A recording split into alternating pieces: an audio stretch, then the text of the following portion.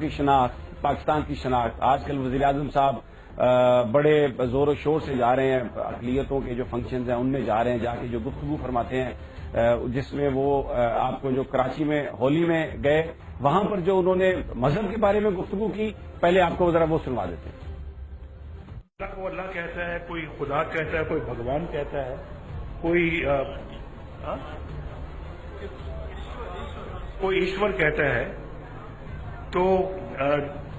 سکھ کیا کہتے ہیں؟ سکھ بھی اپنا واحد گرو کہتے ہیں۔ تو یہ تو بھائی اللہ نے مخلوق پیدا کی ہے، اور وہ کوئی پگڑی باندھتا ہے، کوئی چولا پہنتا ہے، کوئی سوٹ پہنتا ہے، کوئی ٹائی لگاتا ہے،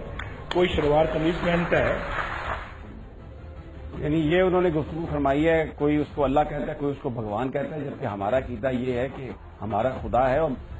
اس کے یہ بڑا ایک سینسٹیو ایشو ہے۔ مذہب کی رائے اس سے بالکل مختلف ہے جو نواز شریف صاحب فرما رہے تھے، لیکن یہ جو سوچ ہے نواز شریف صاحب کی، یہ بڑی شدت سے باہر آئی ہے۔ یہ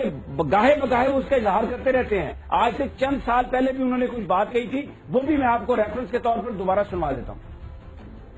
یہ صرف وہ جو بیچ میں بارڈر آ گیا بس وہ یعنی کہ ایک بارڈر آیا، باقی تو آپ ہم اسی سوسائٹی کے ممبران ہیں، ہم جو ہے وہ ایک ہی کلچر ہے، ایک ہی جو ہے وہ ہمارا جو ہے وہ بیک گراؤنڈ ہے، تو کھانا بھی اسی قسم کا آپ کھاتے ہیں، ہم بھی اسی قسم کا کھانا کھاتے ہیں، آلو گوشت آپ بھی کھاتے ہیں، آلو گوشت مجھے بھی بڑا پسند ہے۔ صاحب یعنی یہ گفتگو ہو رہی ہے، اس میں کوئی شک نہیں کہ اقلیتوں کا جو ہمیں تحفظ کرنا ہے اور اسلام میں بھی ہے، ہمارے ملک کے قوانین میں بھی ہے، لیکن یہ جو بار بار تقاریر اس طرح کی کر رہے ہیں، ناموس رسالت پر بات کرنے کے لیے کوئی ٹائم نہیں ہے وزیر اعظم صاحب کے پاس۔ ایک چیز ہے سمیع صاحب کہ اقلیتوں کے حقوق، اس میں کوئی شبہ نہیں، ہمارا دین ہی سب سے زیادہ جو حقوق اقلیتوں کے اگر کسی کے ہیں تو وہ دین اسلام میں ہے، اور ان کی جان، مال اور آبرو، ان تینوں چیزوں کا تحفظ جو ہے وہ ریاست، اسلامی ریاست کے ذمہ ہوتا ہے، ہر شہری کا قطع نظر کہ اس کا دین کیا ہے۔ مذہب میں کہتا ہوں کسی بھی مذہب، نسل، زبان، رنگ، اگلی جو بات ہے، اب یہ جو بات کر رہے ہیں نا کہ خدا بھی ہے اور طاقت کے نام، اگر میاں نواز شریف صاحب کی یہ بات مان لی جائے کہ اللہ تعالیٰ، بھگوان، ایشور، وہ کیا نام تھا جو واحد گرو،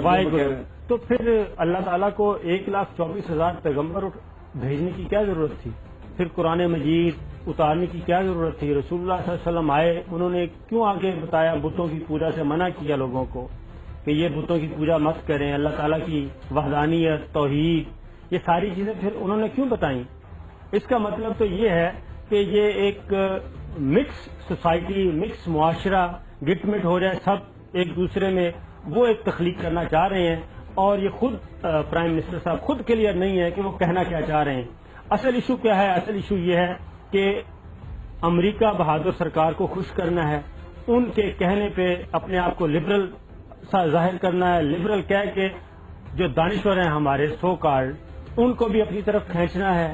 ان ایسی لچھے دار گفتگو کر کے کہ جناب ہم بہت زیادہ لبرل ہیں، ہم پاکستان کو اسلامی جمہوریہ پاکستانی بنانا چاہتے، بلکہ یہ ایک ایسا معاشرہ بنانا چاہتے ہیں جو سب کے لیے ہو، جو مرضی کریں، مادر پہ راضی ہو، یہ اس طرح کی گفتگو کر رہے ہیں۔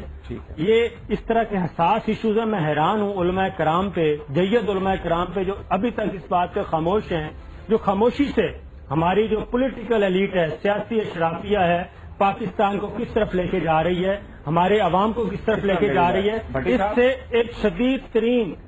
سمیع صاحب اگر یہ ساری کوششیں اس طرح کرتے رہے تو انتہا پسندی جنم لے گی، جن کو اندازہ نہیں۔